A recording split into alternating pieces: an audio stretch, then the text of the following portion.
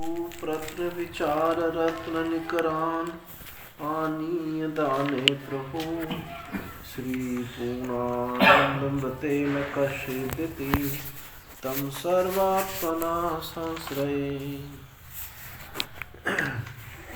अखंडानंद संबोध मूर्तये ब्रह्ममूर्तये सुधास्मित समाश्लिष्ट नेत्रांतरस्फूर्तये नमः कांतिशिता मृषति निंदित शारदेन्दो यत्रैकतो विलसिता मसितांगशोभा वृंदावनेऽपि कृत्यामुनगाङ्गसङ्गो राधा मुकुन्दयुगलं तदहं नमामि राधा मुकुन्दयुगलं तदहं नमामि पार्थाय प्रतिबोधितां भगवता नारायणेन स्वयं व्यासेन ग्रथितां पुराणमुनिना मध्ये महाभारतम् अद्वैतामृतवर्षिणीं भगवतीम् अष्टादशाध्यायिनीम् अम्ब त्वामनुसन्दधामि भगवद्गीते भवाद्वेषिणी नमोऽस्तु ते व्यासविशालबुद्धे फुल्लारविन्दायतपत्रनेत्र येन त्वया भारततैलपूर्णः प्रज्वालितो ज्ञानमया प्रदीपः मूकं करोति वाचालं पंगुं लङ्घयते गिरिं यत्कृपातमहं वन्दे परमानन्दमाधवम्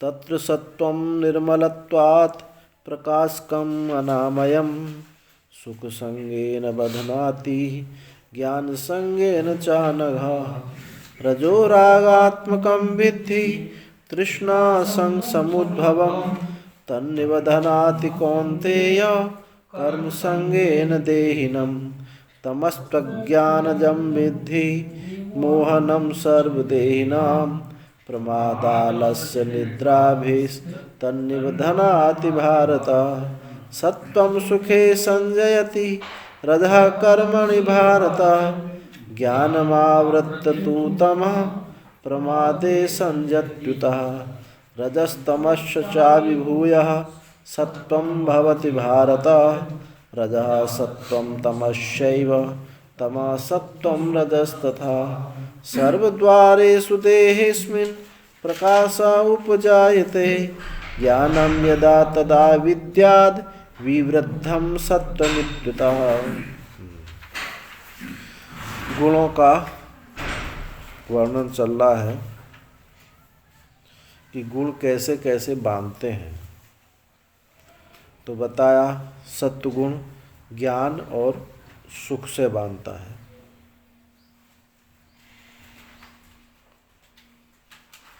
रजो रागात्मकं विद्धि तृष्णा संग समुद्भवम तन्निबध्नाति कौन्तेय कर्म संगेन देहिनाम्। अब रजोगुण का बताते हैं कि रज जो है रागात्मक है। रागात्मक माने जैसे कपड़े को गेरू में डुबो दो कपड़ा रंग जाता है, ऐसे ही ये चित्त जो है रंग जाता है। किसी के कोई धन से रंग जाता है, कोई मान से रंग जाता है, प्रतिष्ठा से रंग जाता है, पुत्र में रंग जाता है, पत्नी में रंग जाता है। तो ये रंगा हुआ जो जैसे कपड़ा होता है ऐसा रंगात्मक रंगा हुआ ये चित्त है। इसको रागात्मक है ऐसे। और ये जो है किससे उत्पन्न हुआ है? तृष्णा आसंग समुद्भवम। तृष्णा तृष्णा किसे कहते हैं? अप्राप्त अभिलाषा। जो हमको प्राप्त नहीं है वस्तु, उसकी अभिलाषा कि ये हमको मिल जाए, ये हमको मिल जाए, इसको बोलते हैं तृष्णा। और आसंग जो प्राप्त विषय है, मन की प्राप्त विषय में मन की जो प्रीति है, स्निग्धता है, स्नेह है, उसको कहते हैं ये आसंग, यानी आसक्ति समझ लो। जो वस्तु है सामने, इसके प्रति चिपक हो जाने। पहले वस्तु प्रक्रिया क्या है? पहले वस्तु है, सत्य है, ये बहुत उपयोगी है, ये बहुत महत्वपूर्ण है, बहुत सुंदर है, ऐसी 4 चीज पहले होती हैं। एक तो ये है यानी सत्य है, महत्वपूर्ण है, उपयोगी है और बहुत सुंदर है। उसके बाद फिर ये होता है, उसके प्रति कामना उत्पन्न हो जाती है। ये कामना उत्पन्न होने से पूर्व, यानी वस्तु है, महत्वपूर्ण है, उपयोगी है, सत्य है, यहाँ तक तो ईश्वर सृष्टि है, ये बंधन का हेतु नहीं होती। इसके बाद ये उसको पाने की इच्छा हो जाती है, यानी तृष्णा हो जाती है, और फिर उसके साथ जाकर के चिपक जाते हैं। ये हमको मिल जाए, एक वृत्ति, फिर उसके बाद ये होता है उसके साथ जाकर के चिपक जाते हैं। उसके मरने पर अपना मरना समझते हैं, उसके बिछुड़ने पर अपने को बिछड़ा हुआ समझते हैं। तो जो वस्तु है, सच्ची है, महत्वपूर्ण है, उपयोगी है, सुंदर है, ये ईश्वरीय सृष्टि है, ये बंधन का हेतु नहीं होती। ये भक्त जो हमारे पीछे आपने सुना था 7वें अध्याय में, पराप्रकृति और अपराप्रकृति। पराप्रकृति उसको ईश्वरात्मिका कहा, अपराप्रकृति बंधन का हेतु है। भूमिराप नलो वायु खम्मनो बुद्धिरेव च अहंकार इतीयम में भिन्ना प्रकृतिर अष्टधा। 8 प्रकार से ये अपरा प्रकृति बताई। और परा प्रकृति बताई, जी भूताम महाबाहो इदम धार्यते जगत अपरे ये तस्त्वन्याम प्रकृति विद्धि में पराम जी भूताम महाबाहो इदम धार्यते जगत। अपरा प्रकृति दूसरी है, परा प्रकृति दूसरी है, अपरा से भिन्न परा प्रकृति है। और वो जीव भूताम महाबाहो, हे महाबाहो, ये जीव भूता सबको धारण किए हुए है। जो जीव भूता है ना, ये ईश्वरात्मक है। एको हम बहुश्यामा प्रजायति, ये क्या है? परा प्रकृति है, ईश्वरात्मिका है। इसमें से जो अपरा प्रकृति होती है, मैं मेरा क्या है? ये अपरा प्रकृति है, और है ये है परा प्रकृति। तो भक्तों की और योगियों की अपरा प्रकृति तो निवृत्त हो जाती है, पर परा प्रकृति निवृत्त नहीं होती। ये ध्यान से समझने की बात है। और ज्ञानियों की, वेदांतियों की परा अपरा ये सब निवृत्त हो जाती है, क्योंकि उनके यहाँ ईश्वर, भक्त को ईश्वर बना रहता है। ईश्वर बना रहता है तो उसकी प्रकृति भी बनी रहती है। मैं उनका हूँ, वो मेरे हैं, इससे वो बंधन का हेतु नहीं होती, उसमें मैं मेरापना नहीं होता। जैसे हिमालय में, हिमालय बहुत सुंदर है, ये है परा प्रकृति। अब उस हिमालय में कुछ आप जमीन ले करके कमरे बना दो और वहाँ फिर भूकंप आ जाए और वो मकान टूट जाए तो आपको बड़ा कष्ट होता है। ये कौन सी हो गई? अपरा प्रकृति।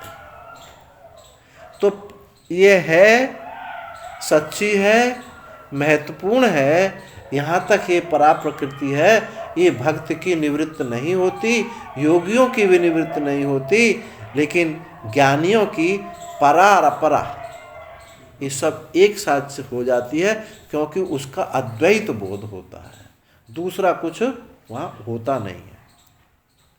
भक्त के भगवान है और वो भक्त है, बंधन का हेतु तो नहीं होती, पर अभेद बोधक भी नहीं होती। तो जो परा में जो अपरा उत्पन्न होती है, परा क्या है? अपरा का बीज है। परा प्रकृति एको हम बहुश्यामा प्रजायति, यहाँ इसमें से अनेक जीव उत्पन्न हुए हैं। तो परा प्रकृति अपरा का बीज है। वहाँ बीज रहे और अंकुर, डाली, पत्ता, वृक्ष ना हो तो भी आपको वो कष्ट नहीं देती, लेकिन जो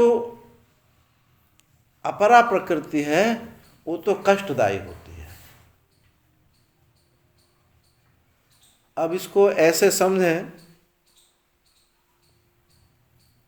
जो दैवी संपत्ति है ये क्या है? परा प्रकृति है उसमें, और जो उसी से आसुरी संपत्ति और राक्षसी संपत्ति। जब दैवी संपत्ति भी नहीं है, आसुरी संपत्ति नहीं है, राक्षसी संपत्ति नहीं है, तो उस प्रकृति का वहाँ अत्यंताभाव है। जब तक अभेद बोध नहीं होता तब तक ये प्रकृति समाप्त नहीं होती। गीता में कहा, ध्यायतो विषयान पुंसः संगस्तेषु उपजायते, संगात् संजायते कामः, कामात् क्रोधो विजायते, क्रोधात् भवति सम्मोहः, सम्मोहात् स्मृति विभ्रमा, स्मृति भ्रंशात् बुद्धिनाशो, बुद्धिनाशात् प्रणश्यति। ये वही क्रम है। ध्यायतो विषयान पुंसः, इससे पहले समझ लो वो है, रमणीय है, महत्वपूर्ण है, उपयोगी है, यहाँ तक ये परा प्रकृति रही, उसका ध्यान करते हैं। यहाँ से जीव प्रकृति शुरू हो जाती है।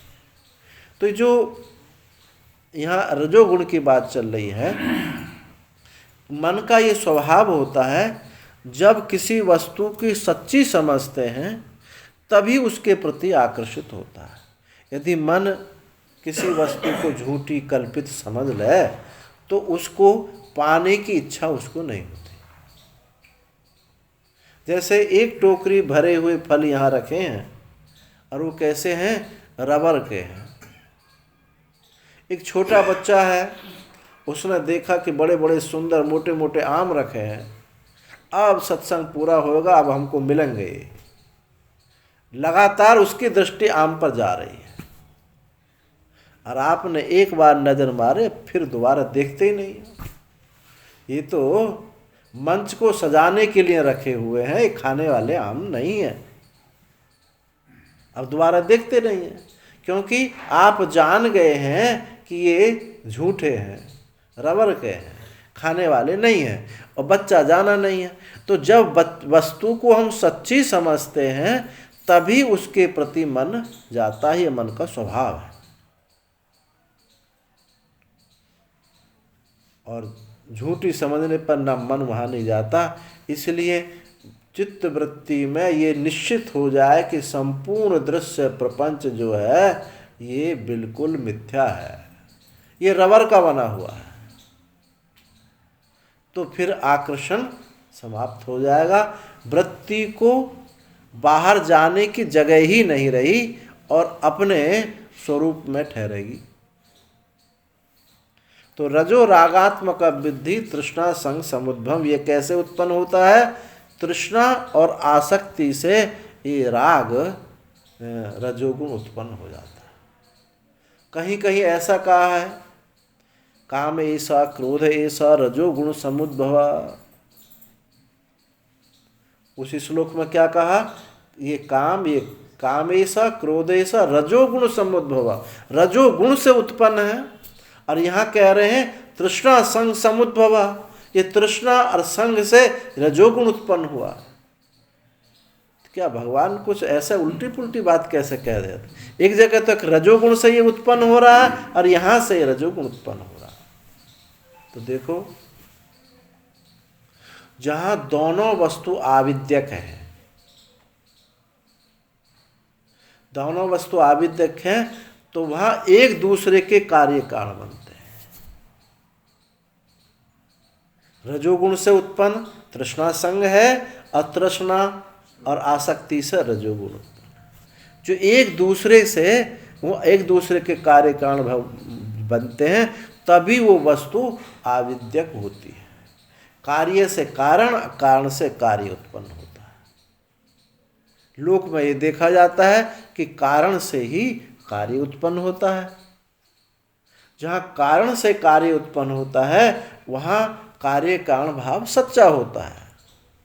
कारण अलग होता है और कार्य अलग होता है। और जहाँ कार्य से भी कारण उत्पन्न हो जाता है तो वहाँ दोनों आविद्यक होते हैं। दोनों को एक ही कोटि में रखना चाहिए। जैसे विषय से चित्त उत्पन्न हो रहा है और चित्त से विषय उत्पन्न हो रहा है। कहीं कहीं विषय से वृत्ति जागती है और कहीं वृत्ति से विषय बनता है। आप कहीं जा रहे हैं, आपने देखा नहीं, कहीं घास फूस में पशु सड़ रहा है, मरा हुआ पशु सड़ रहा है, आपको गंध आई और आपने कहा कि यहाँ तो कोई पशु सड़ रहा, आपने देखा नहीं, विषय ने वृत्ति उत्पन्न कर दी। और कभी कभी बैठ के ऐसे मनोराज्य होता है, विषय नहीं है, आप मनोराज्य होता है, उसका पूरा करने के लिए क्रियान्वित हो जाते हैं, तो वृत्ति से विषय हो जाता है। तो जहां कई घड़े से मिट्टी होती है, क्या मिट्टी से घड़ा होता है, तो जहां घड़े से मिट्टी नहीं हो सकती, केवल मिट्टी से घड़ा उत्पन्न होता है, तो वहाँ कार्य कारण भाव सच्चा होता है। और एक कारण बनता है, एक कार्य बनता है।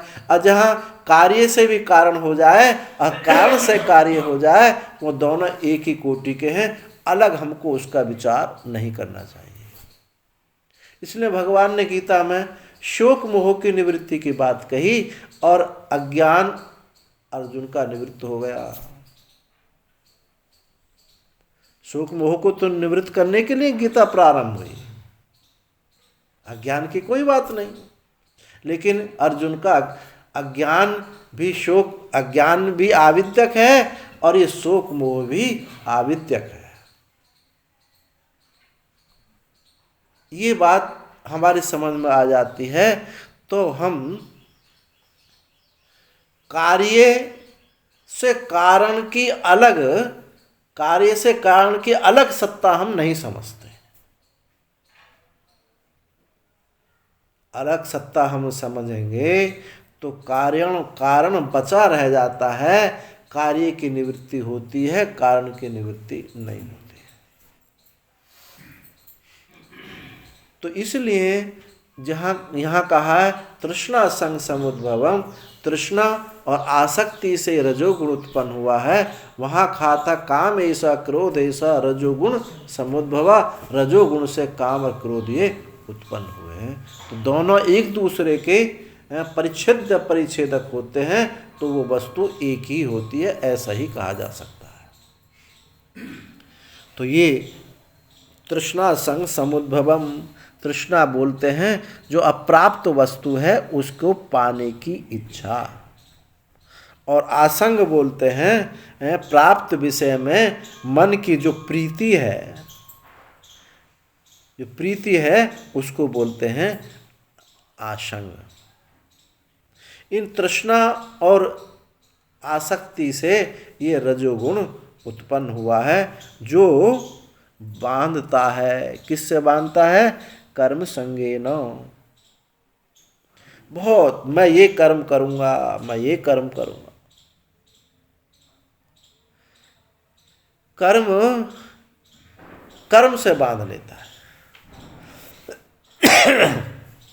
दृष्ट अदृष्ट अर्थ विषयों में, कर्मों में वो तत्पर हो जाता है और उस तत्परता से जो चित्त का विक्षेप है वो उसको ठहरने नहीं देता। तो ये रजोगुण कर्म से बांध लेता है और सत्वगुण जो है ज्ञान और सुख से बांधता है। तमोगुण, रजोगुण में एक चीज और है, जितनी भी प्रवृत्ति होती है इसमें वायु अंश की प्रधानता होती है। संकल्प आपका हुआ, संकल्प में विषय वस्तु का ज्ञान है और क्रिया है। मुझे वहाँ जाना है, संकल्प है। इसमें प्राण और मन दोनों संयुक्त होते हैं। ऐसे ही रजोगुण में ज्ञान और क्रिया दोनों संयुक्त होती है। उस वस्तु का ज्ञान होता है और उसको पाने की, क्योंकि तृष्णा से उत्पन्न है, उसको पाने की क्रिया उत्पन्न होती है। तो जहाँ क्रिया है, जहाँ जहाँ भी आपको क्रिया दिखाई देती है वहाँ आप रजोगुण में ग्रस्त हैं। और जहाँ जागृति है, क्रिया नहीं है, इंद्रियों में प्रकाश है, वो सत्वगुण है।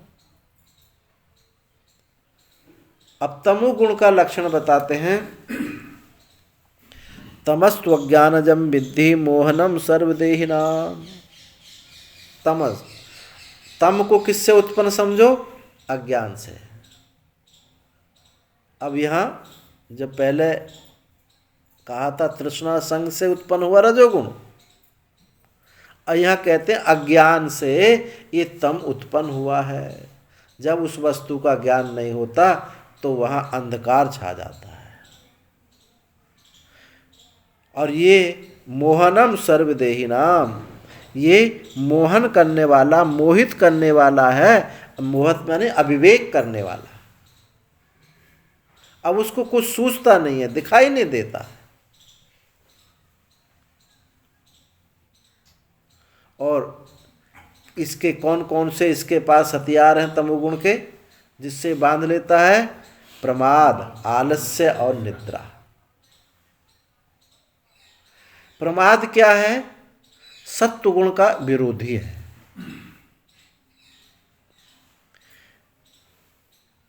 प्रमा अर्दयति इति प्रमादः। प्रमा को जो काट देता है, प्रमा माने ज्ञान, ज्ञान को जो काट दे उसको बोलते हैं प्रमाद। जैसे भाई हम सन्यासी हैं, हमको 3 बजे उठ करके ध्यान करना है, चिंतन करना, ध्यान करना। अब सर्दी बहुत पड़ रही है, अब रजाई कंबल छोड़ा नहीं जा रहा है, ये तो हो गया आलस्य। यानी आलस्य में उद्देश्य याद तो है लेकिन लगता नहीं है। अब प्रमाद में वो उद्देश्य ही भूल जाता है। प्रमा को यानी ज्ञान को काट देता है कि मुझे 3 बजे उठ करके ध्यान भजन करना है, ये ज्ञान ही कट जाता है। जब आलस्य की घनीभूत होता है तो वो ही प्रमाद हो जाता है। आलस्य, आरस, रस, जिसमें रस नहीं है। रलयो व्याकरण में रलयो रभेदा, रा अल्लाह का अभेद होता है। जैसे लोक में भी बोला जाता है, कहीं दाल तो कहीं कोई को दार बोलता है, दार बोलता है। रा अल्लाह एक हो जाते हैं। ऐसे ही ये आरस शब्द है, आरस, इसमें रस नहीं है, अरस है। ये अरस ही क्या बन गया? अलस बन गया। अतस्य भावा, उसी में तद्धित प्रत्यय करने से आरस्य, आरस्य का ही आलस्य हो गया। यानी जहाँ रस ना लगे। आप उसको स्मृति तो है कि मुझे 3 बजे बैठ कर के ध्यान करना है, ये स्मृति तो है, लेकिन रस नहीं है। और जहाँ रस नहीं होता कोई आदमी वहाँ जुड़ता नहीं है, लगता नहीं है। भले ही भैंसे बैठ जाएगा भैंसे, लेकिन उसको उसमें रस नहीं आता। तो प्रमाद आलस्य निद्रा भी, और निद्रा, इन तीनों से ये तमोगुण बांध लेता है। देखो, प्रमाद सनत सुजातीय में ग्रंथ है, सनकादि ने धृतराष्ट्र को उपदेश दिया है। मृत्यु का, हाँ, प्रमादम वही मृत्यु ब्रवीमि। वहाँ कहा कि धृतराष्ट्र ने जो प्रश्न पूछा था, तो सनकादि ने कहा कि मैं तो प्रमाद को ही मृत्यु कहता हूँ। ये मृत्यु कोई ऐसी चीज नहीं है कि कोई रूप लेकर के आती हो, हाथ में तलवार लेकर के आती हो। मृत्यु ये प्रमाद ही मृत्यु है। जब हमको ये ज्ञान ही नहीं है, हमारा उद्देश्य ही नहीं है, मनुष्य जन्म होकर के भी हमको ये उद्देश्य स्पष्ट नहीं है कि हमको इस जन्म में ही जन्म बंधन से छूट जाना है। ये जो प्रमाद है, इससे बढ़कर की मृत्यु क्या होगी, जो आपको बार बार मृत्यु में ढकेल रहा है, बार बार जन्म मरण के लिए फेंक रहा है, ये आपके प्रमाद के कारण ही है। ये प्रमाद, उस ज्ञान को इसने काट दिया, अंधकार उसके सामने स्थापित कर दिया। अब वो उसको कुछ दिखता नहीं है। अब दिखता नहीं है तो जन्म मरण की निवृत्ति कैसे हो। इसलिए सनकादि ने कहा कि प्रमादम वही मृत्यु ब्रवीमि, ये प्रमाद को ही मैं मृत्यु कहता हूँ। राजन, इस प्रमाद की निवृत्ति कैसे हो। इस प्रमाद की मृत्यु, प्रमाद, दंभ, इनकी निवृत्ति कैसे होती है, महापुरुषों के सानिध्य में रहने से। क्योंकि बार बार आपको वो टोकते रहेंगे, तुम कहाँ जा रहे हो, कहाँ भटक रहे हो, तुम्हारा लक्ष्य ये है। प्रमाद और दंभ की निवृत्ति महापुरुषों के सानिध्य से होती है। नहीं तो कुछ हैं कुछ और दिखाते कुछ और रहते हैं। महापुरुषों की दृष्टि बड़ी पैनी होती है, वहीं जा कर के टिकती है कि ये क्या दिखा रहे हैं और वास्तव में है क्या। दम्भम महदुपासया आनवीक्षिक्या शोक मोहौ दम्भम महदुपासया। महान पुरुषों की, महात्माओं की सेवा करने से जीवन से दंभ और प्रमाद चला जाता है। तो इसको, ये प्रमाद और आलस्य और निद्रा, ये तीनों गुणों से युक्त है। प्रमाद, ये जो आलस्य है, यहाँ सत्वगुण है, कुछ सत्वगुण है जिससे उसको लक्ष्य याद है। तमोगुण के ही हम विभाग कर रहे हैं, सत्वगुण को नहीं बता रहे। तमोगुण में ही भारी, बड़ा गहन तमोगुण, हल्का तमोगुण, मध्यम तमोगुण, ऐसे तमोगुण के विभाग करके ही हम बता रहे हैं कि प्रमाद, आलस्य और निद्रा। जो आलस्य है ये सत्व प्रधान तम है, निद्रा जो है ये रजा प्रधान तम है, और प्रमाद यह तमः प्रधान तम है। तम में भी तम की प्रधानता प्रमाद है। ऐसे ये तीनों से रज यानी निद्रा, आलस, अप्रमाद, ये इनसे बांध लेता है। प्रमाद में सत्व का विरोधी है, आलस्य जो है रजोगुण का विरोधी है। यदि रजोगुण होता प्रबल होवे तो उसमें क्या होगा, क्रिया होती, लेकिन वो क्रिया करता ही नहीं है। और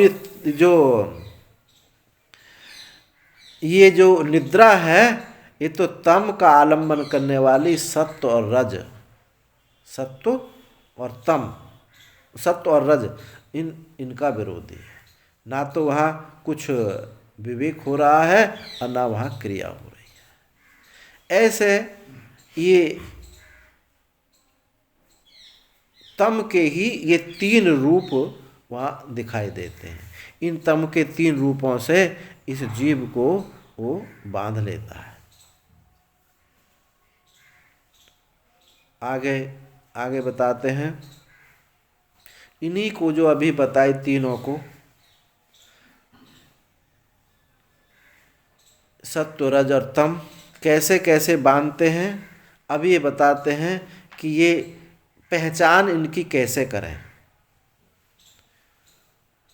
उनका व्यापार जैसे जैसे उनकी व्यापार होता है वैसे उनको हम पहचान लेते हैं कि सत्व गुण है या रजोगुण है या तमोगुण है। सत्तम सुखे संजयति रजः कर्मणि भारत ज्ञानमावृत्य तु तमः प्रमादे संजत्युतः। सत्व सुख में संजयति लगा देता, जोड़ देता है। सत्व गुण सुख में जोड़ देता है। कोई साधक अभ्यास करता है, अब उसको आनंद आने लगता है, अब उसके साथ वो जुड़ जाता है। अब समझता है कि यही सब कुछ है, सर्वोपरि है, मैं आनंद में बैठा हूँ वहाँ, तो इसी को वो सब कुछ समझता है। तो वहाँ उसको बांध लिया उसने, क्योंकि जो आनंद वृद्धि को प्राप्त होता है, जो आनंद ह्रास होता है, कभी हल्का होता है कभी भारी होता है, वो आनंद स्वरूपता नहीं होती, वो आनंद विकारता है, यानी आनंदमय कोश है। अन्न में, प्राण में, मनो में, विज्ञान में कोश से ऊपर उठ करके आनंदमय कोश में समाधि लगती है। पहले आनंदमय कोश को बढ़ाया जाता है, किसके लिए? अन्न में, प्राण में, मनो में, विज्ञान में कोश से हम ऊपर हट जाएं, आनंदमय कोश में बैठें। पर देखो ये परिपूर्णता नहीं होती है। आनंद में एक कोश है, जैसे तलवार म्यान, तलवार का कोश क्या है? म्यान है। ऐसे ही परमात्मा इस आनंदमय कोश में, आनंदमय ये जो म्यान है वह वहाँ परिच्छिन्न बना हुआ है। तो ये आनंदमय कोश से निवृत्ति के लिए क्या चाहिए? जागृति चाहिए। किसने आनंद को देखा? कौन आनंद को देख रहा है? आनंद दिख रहा है या आनंद रूपता है? यहां विवेक करना है। आनंद को आप देख रहे हैं, शांति को देख रहे हैं, तो आप आनंद और शांति के दृष्टा हैं। और जहां आनंद रूपता, आनंद और देखने वाला जहां दो भिन्न नहीं होते, देखो वो परम तत्व का बोध में आनंद भी नहीं होता है। क्या दुख होता है? दुख भी नहीं होता है। ना दुख होता है ना आनंद होता है। फिर उसको क्या कहें? दुखों का अभाव और उछलते हुए आनंद का अभाव, ये आपका स्वरूप होगा। वहाँ स्फुरित होता हुआ आनंद नहीं है। यदि ऐसा है तो स्वरूप है, और यदि आनंद आपको हल्का भारी भिन्न मालूम पड़ता है तो ये आप आनंद में कोश में ही हैं। तो ये सत्व गुण जो है आनंद में लगाता है, आनंद से बांध लेता है। साधक ऐसा समझता है कि हम तो अब परिपूर्णता को प्राप्त हो गए। ये लोग कहते हैं हम तो पूर्ण आनंद में हैं। कहीं सत्संग होता था तो एक महात्मा बोलते थे, जो चतुरों की बात बात में बात, जो केला के पात पात में पात, जो चतुरों की बात बात में बात, बस देखो इतना ही तुम कर रहे हो। आनंद में आनंद हूँ, आनंद में रहो। वो कहने का मतलब उनका ये था, वो आनंद समाधि के अभ्यासी थे, विचार से कतराते थे। अब वो वहीं उसी आनंद में कोष को ही उसका आत्मा का स्वरूप मान बैठे। कहते थे आज भाई हमारा आनंद बहुत बहुत गहरा आनंद में हम रहे। कहते आज हमारे बहुत विक्षेप रहा, आज हल्का आनंद रहा। तो जो हल्का भारी आनंद है, आने जाने वाला आनंद है, ये जो आनंद है, इस आनंद से उसको बांध लेता है, जीव को ये सत्वगुण बांध लेता है। तो सत्वम सुखे संजयति, ये सत्वगुण जो है सुख में लगा देता है। कोई क्रिया नहीं है वहाँ, कोई आरंभ नहीं है, जागृति है, लेकिन आनंद अपने सा भिन्न है। अपने से भिन्न आनंद जो है, उस आनंद में आनंद को विषय बना लेता है। जैसे बाहर घटपट मठ आदि को विषय बनाते हैं, ऐसे ही वो आनंद को विषय बनाता है और उसी में फंस जाता है। योग दर्शन में अस्मितानुलंबन समाधि, आनंदानुलंबन समाधि, ये क्या है? ये आनंद में कोश की ही समाधि है। आगे बताते हैं, रजः कर्मणि भारत, और रजोगुण कर्म में लगा देता है। इतना कर्म का आडंबर फैल जाता है कि वो बिल्कुल उसको सांस नहीं मिलता है। एक काम को पूरा होता नहीं, दूसरा शुरू कर देता है, दूसरा पूरा होता नहीं, तीसरा शुरू कर देता है। इतना काम कर्म का इतना बड़े बड़े ढेर उसके सामने उपस्थित रहते हैं।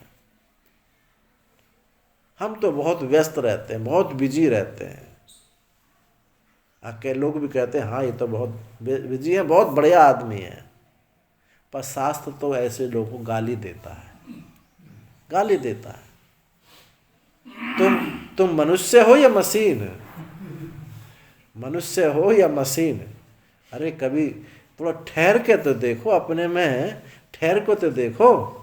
रात दिन वही, रात दिन वही, और इसी में बस जीवन चला जाता है।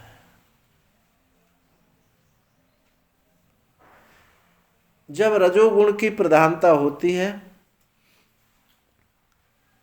जीवन में नए नए आरंभ होते हैं, नई नई क्रिया होती हैं, और उन क्रियाओं में अभिमान होता है कि ये मैंने किया है, ये तो बहुत आलसी हैं। उसका वहाँ औरों को आलसी बताता है, अपने को क्रिया कर्मठ बताता है। ये जो कर्मठपना है उसके लिए तो ठीक है, वो तमोगुण से उठने के लिए तो ठीक है, पर सत्वगुण की दृष्टि से तो बहुत नीचा है, और गुणातीत की दृष्टि से तो ये बिल्कुल नरक है। तो रजोगुण में जो क्रिया है ये आपको बांध लेती है। और तमोगुण की क्या बताया है? ज्ञानमावृत्त तू तमः, और ये जो है तम जो है ज्ञान को आवृत्त कर लेता है। जैसे सत्वगुण सुख से बांध लेता है और ज्ञान से बांध लेता है। ज्ञान से कैसे बांधता है सत्वगुण? कि दृश्य है, मैं दृष्टा हूँ, ये दृष्टा दृश्य दृष्टा का जो विवेक है इसी को परिपूर्ण समझने लगता है। मैं काम को देख रहा हूँ, मैं कर्म को देख रहा हूँ, देह को देख रहा हूँ, प्राण को देख रहा हूँ, इंद्रियों को, मन को देख रहा हूँ, बस यहीं रुक जाता है।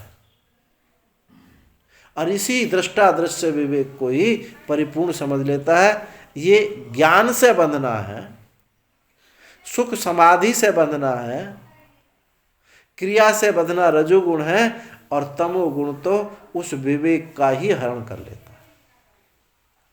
ज्ञान को आवृत्त करके वो ज्ञानम आवृत्त तू तमः प्रमादे संजितः, प्रमाद में लगा देता है। अब उसको ये विवेक ही नहीं रहा कि मेरा क्या उद्देश्य है, मुझे क्या करना है, ये भी समाप्त हो जाता है।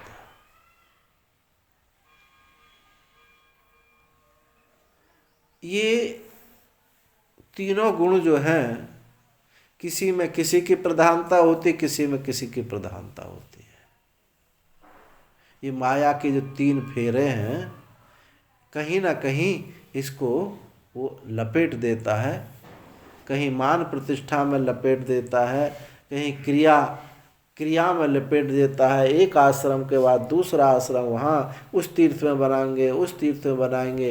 ये जो आश्रमों के बड़े बड़े आश्रम बने रहते हैं, और हम उस सभा के अध्यक्ष हैं, हम उस सभा के ट्रस्टाधिपति हैं, उस ट्रस्ट के अधिपति हैं, हमारा क्षेत्र वहाँ तक है। ये सब जो है ये इन रजोगुण तमोगुण सत्वगुण इनके ही सब फेरे हैं। यज्ञशाला पाठशाला है, यज्ञशाला पाठशाला जो बनाते हैं ना, इनसे भगवान रूठ जाते हैं। ये जब बनाने लगते हैं, आश्रम बनाते हैं। जग कथा, राज कथा और जग कथा, उड़िया बाबा जी बोलते थे, ये साधक को तम बले जब रूठे करतार। धरती मंदिर स्त्री और ये व्यवहार, ये साधक को तम बले जब रूठे करतार।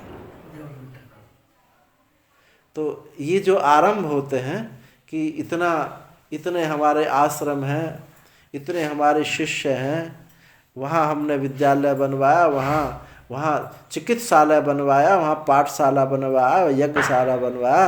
ये शाला है ना, ये शाला दुशाला है, महाशाला, ये सब जो है ये सब बांधने वाले हैं। ये कौन है? ये रजोगुण है। रजोगुण का ये थोड़ा सा लाइफ स्टाइल चेंज हो गया है। जिसको हम पहले कहते थे कि ये काम करते हैं ना, काम तो कर रहे हैं, पर इन चीज़ों में जो लग गए हैं, ये केवल लाइफ स्टाइल चेंज होता है। अब ऐसे ऐसे शब्द ला के रख देते हैं, ऐसे शब्द ला के रख देते हैं। अब ये बहुत सभ्य लोग हैं, ये सभ्य लोगों का काम है, पर शब्द ही चेंज हुआ है, अर्थ क्रिया तो जो की तो वही है। एक चला है, क्या आजकल बोलते हैं, लिविंग क्या बोलते हैं वो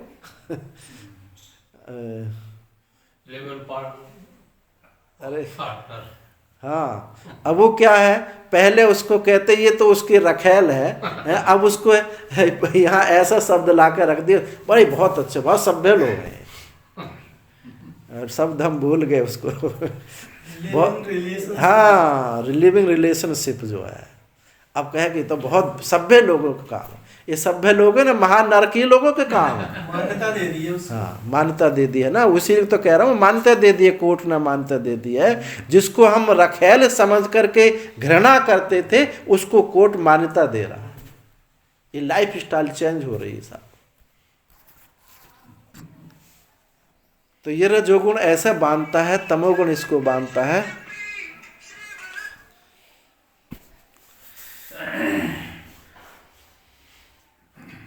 ज्ञानम सत्वकृतम विवेकम आवृत्त आच्छाद्य तू तमः स्वेन आवरणात्मना प्रमादे संजति। ये जो है विवेक को, विवेक ज्ञान यानी विवेक, विवेक को आवृत्त करके, ढक करके, ये अपने आवरणात्म रूप से, अपने आत्म स्वरूप को ढक करके ये प्रमाद में लगा देता है। प्रमाद किसको कहा? प्राप्त कर्तव्य कारणम, प्राप्त जो कर्तव्य हमारा प्राप्त था उसको ना करना, ये ही है प्रमाद। अब हमको याद ही नहीं है हमारा उद्देश्य क्या है। ऐसे ही आगे बताते हैं, रजस्तमश्चा विभूय सत्वम भवति भारत। अब बताते हैं जो ये कार्य कब करते हैं, सत्वगुण कार्य कब करता है, रजोगुण कार्य कब करता है, तमोगुण कार्य कब करता है। इसके लिए बताते हैं कि रजः तमश्चा विभूय सत्वम भवति भारत। रज और तम को ये दबा करके सत्वगुण, सत्वगुण जो है अपना कार्य करता है। ऐसा नहीं है कि सत्वगुण होने पर रज और तम बिल्कुल ना हो, वो दबे रहते हैं। यदि दबे ना रहते उनमें, यानी वो उसमें बीज ना होता, दबे ना रहते, तो वो कभी उत्पन्न ही ना होते। दया है, सत्वगुण है, लेकिन उसी में से आसक्ति निकल जाती है। कहीं घोर तमोगुण हो रहा हो, उसमें से भी सत्व निकल ही आता है। एक जगह एक आदमी को बहुत पीट रहे थे, कुछ अपराध किया, कुछ आपस की राग द्वेष रहा होगा, बहुत पीट रहे थे। तो एक ने कहा, भाई पहले पानी पिलाओ इसको, पानी पिलाओ। अब पानी पिलाने दया आई ना। घोर तमोगुण में से, जहां इतना क्रोध में पीट रहे हैं, उस घोर तमोगुण में से सत्वगुण निकल आया, पानी पिलाओ। और कभी सत्वगुण में से भी राग, ये तमोगुण रजोगुण निकलता है, जैसा राजऋषि भरत का। राजऋषि भरत ने नदी तट पर बैठे थे, गंडकी नदी के तट पर। एक गर्भिणी हिरणी आई और उसके पीछे से बाघ आ रहा है। बाघ के भय से उसका प्रसव हो गया, नदी में बच्चा बहने लगा। राजऋषि भरत ने उस बच्चे को निकाल लिया। ये क्या हुई? दया ही तो हुई। और इसी दया से आसक्ति पैदा हो गई, आसक्ति पैदा हो गई, और उसके ही उसी में उनका शरीर भी छूट गया। तो तम से सत्व भी निकल आता है, सत्व से रज और तम भी निकल आता है। क्योंकि ये अलग अलग होते हैं, बस दबते हैं, अभिभू हैं, दब जाते हैं, निवृत्त नहीं होते।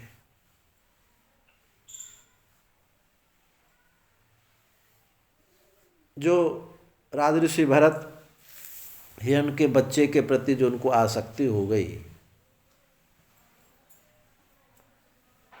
अब ये कोई कहे कि ये तो बड़ी, भाई अब दया करी थी, अब उसको कैसे छोड़ देते, जंगली पशु खा जाते हैं।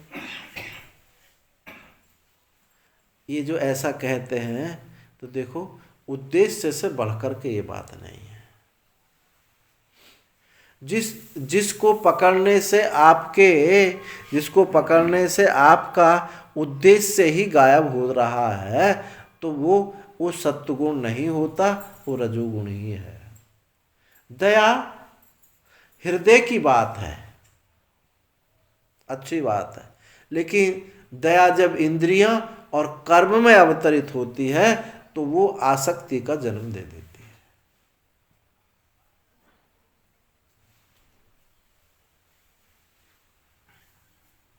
वहीं तक सीमित रहते, हिरण के बच्चे को लाए, अपने पास ले आए, अब बस उसके बाद वो इधर उधर चलने लगा, यहाँ तक तो दया है। और जब वो नहीं आता है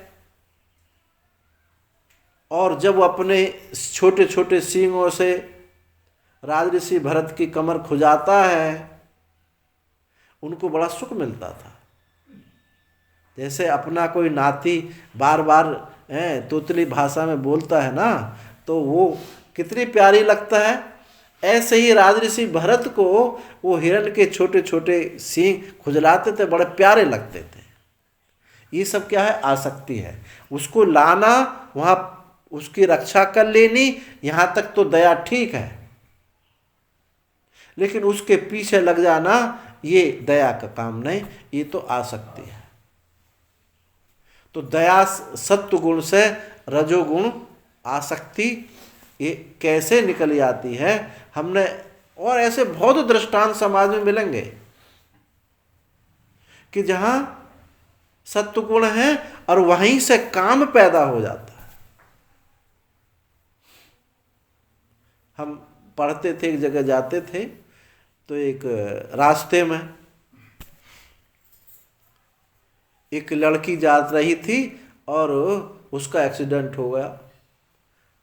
तो एक लड़के ने उसको उठाया और हॉस्पिटल ले गया और घर वालों को सूचना कर दी। अब यहाँ तक तो दया ठीक है। अब उसके बाद उसके साथ वो प्यार करने लगे और उसके साथ विवाह हो गया। विवाह की चर्चा शुरू कर दी उसने। अब ये क्या है? सत्व गुण से तमो गुण का प्रवेश होगा। इसलिए किसी को इतनी प्रशंसा मत करो कि कभी उसकी निंदा करनी पड़े। निंदा क्या है? तमोगुण है। प्रशंसा क्या है? सत्व गुण है। जो जिसकी ज्यादा प्रशंसा कर रहे हो, एक न एक दिन उसकी निंदा भी करनी पड़ेगी, और जिसकी निंदा कर रहे हो उसकी प्रशंसा भी करनी पड़ सकती है। सराहो मत निंदना पड़ेगा, निंदो मत सराहना पड़ेगा। ये गुणों का खेल है। ये एक जैसे उसकी पूंछ को पकड़ करके, क्या होता है वो जो पानी में रहता है, केकड़ा, उसकी पूंछ को पकड़े, टांग पकड़ लेते हैं उसकी, एक दूसरे की टांग पकड़ा रहता है। ऐसे ये गुण कभी ऊपर जाते हैं, कभी नीचे जाते हैं, ऐसे ही उछलते कूदते रहते हैं, ऐसे ही बांध लेते हैं। तो रजस तमस्या विभूया, रज और तम को दबा करके ये सत्व गुण होता है। जो कर्म कांड में जो हमारा राग है,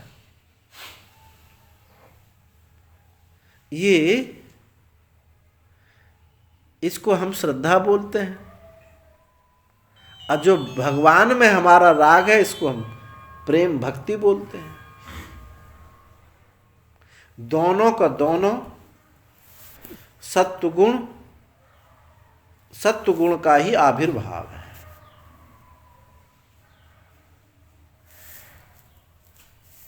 लेकिन जो गुणातीत है, वहां कुछ भी साधन आदि रह नहीं जाता। ना वहां राग है, ना वहां प्रेम है, और ना वहां श्रद्धा है। ये सत्वगुण में ही है, श्रद्धा है, प्रेम है, सत्वगुण में ही है। भक्ति भी मिश्रित सत्व का लक्षण है। श्रद्धा च भक्ति च मुमुक्षुता च, मिश्रित सत्व का लक्षण बताया कि श्रद्धा भक्ति ये मिश्रित सत्व में है। विशुद्ध सत्व में समाधि है, और जो गुणातीत है वहाँ इनका किसी का भी प्रवेश नहीं है।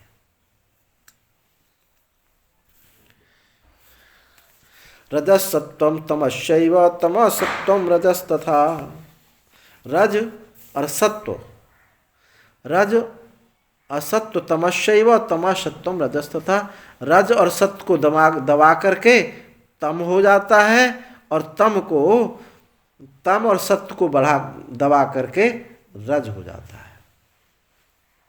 ऐसे ये एक दूसरे को उछल कूद ऐसे ये करते रहते हैं। ऐसे ये गुण अपना कार्य करते हैं। इन गुणों के कार्य को पहचान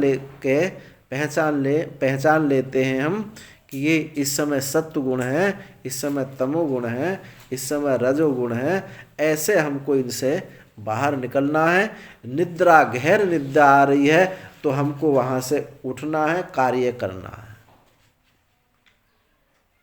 कार्य करना रजोगुण है और निद्रा ये तमोगुण है। और ये कार्य करने से भी को छोड़ करके हम जागृति पूर्वक बैठना सत्वगुण है।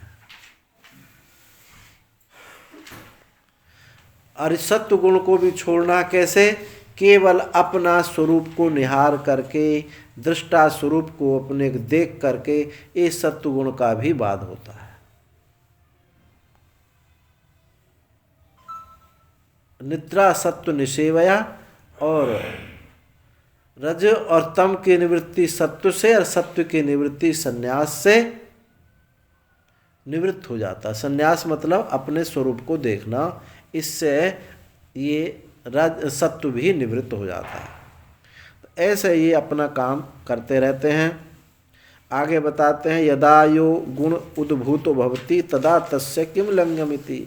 आगे अब लिंग बताएंगे कि जो गुण उद्भूत होता है, ये बढ़ा हुआ है, उसका क्या लिंग है, ऐसा बताएंगे। सर्वद्वारेषु देहेस्मिन् प्रकाश उपजायते ज्ञानम यदा तदा विद्यात् विवृद्धा सत्वमित्युतः। सर्वद्वारेषु यानी सर्व इंद्रियेषु, जो उपलब्धि द्वार हैं, श्रोतादि जो इंद्रियां हैं, ज्ञान इंद्रियां हैं, इनमें सर्वद्वारेषु देहस्मिन् प्रकाश उपजायते, ये प्रकाश उत्पन्न हो जाता है। क्या प्रकाश उत्पन्न? प्रकाश क्या ये ऐसा लाइट की तरह प्रकाश है? ये लाइट का प्रकाश नहीं। अंतःकरण में जागृति पैदा हो जाती है। अब जो प्रमादवश हम चले जाते हैं, क्या मुख से क्या बोल देते हैं, रसना का स्वाद ले लेते हैं,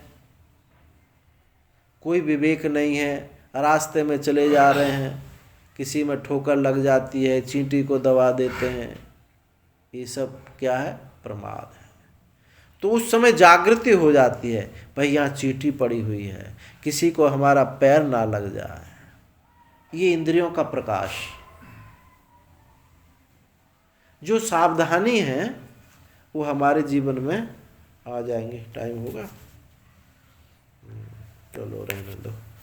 ओम पूर्णमदः पूर्णमिदं पूर्णात् पूर्णमुदच्यते पूर्णस्य पूर्णमादाय पूर्णमेवावशिष्यते। सर्वे भवन्तु सुखिनः, सर्वे सन्तु निरामयाः, सर्वे भद्राणि पश्यन्तु मा कश्चित् दुःखभाग् भवेत्। ओम।